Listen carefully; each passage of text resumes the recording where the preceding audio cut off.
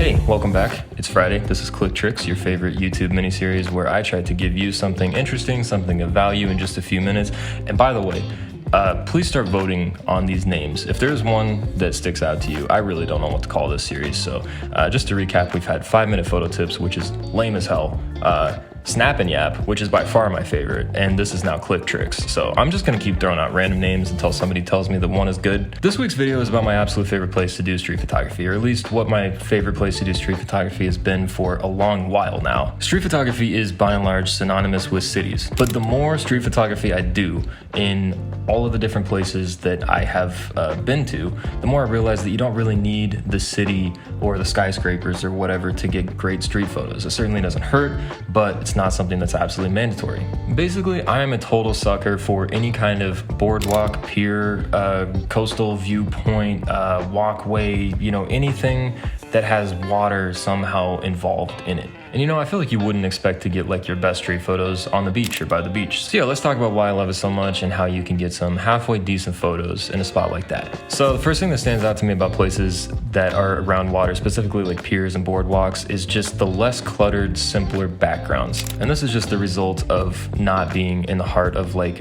a market or downtown area that there's a whole bunch of different textures and colors and things. And there's always a lot of repetition with railings, lanterns, or lights along the side of the railing, and yeah, just a lot of really interesting geometry and symmetry that I think you can have a lot of fun with. So you combine all that, right? Like simpler, more uniform and symmetrical design with people, because it does always seem to be a lot of tourists or whatever hanging around. So not only do you have a lot of subjects, but you also have subjects who are a little more interesting, a little more plugged into their surroundings, looking around, pointing at birds or whatever in the distance. You're less likely to see people just like staring down at their phone. You know what I mean? To me, that's the one ingredient that can ruin any street image, is somebody staring at their phone. It just completely breaks the immersion. And I don't say this to be, some kind of hipster, like do whatever you want with your phone. If you want to be on social media, who cares? But for street photography, when we're talking about subjects, it's one of the worst developments. If I could go back in a time machine every time I shoot and go back to like the 60s or 70s or 80s, when people were actually like looking around at their surroundings,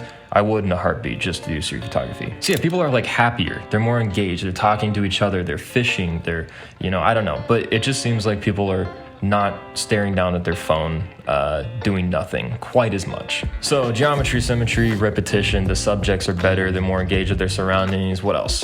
Dramatic city skylines in the background. I think it's really cool, some of the scenery that you can get in the background of your images. The first step to getting decent photos anywhere is really to consider and to play around with what's in your foreground, your middle ground, and your background. And I was hanging out on a pier in Long Beach a couple weekends ago, and I got this really great sunset, but I managed to get the city skyline way in the back of the image. Super simple, just the silhouettes of the buildings and kind of like haloed, backlit by the sun, just golden, glowing. I don't know. It's really cool when you can get a street photo that features, heavily a subject, but with that kind of like epic cityscape background. I think that getting into the gritty details of the street and the texture, there's definitely a place for that, but I love a good dramatic cityscape backdrop. Just a total sucker for it. Just like I'm a sucker for shooting anywhere with water, really. Another thing, color.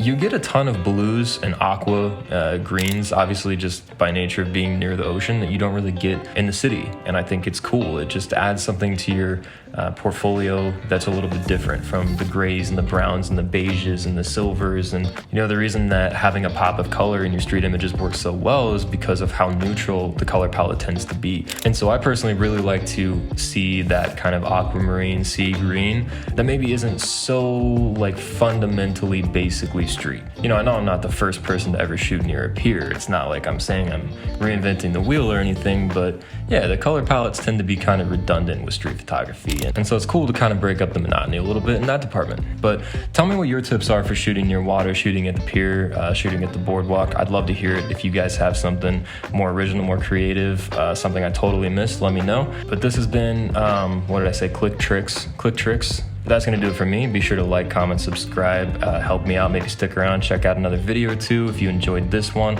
and I'll talk to you very soon on Monday.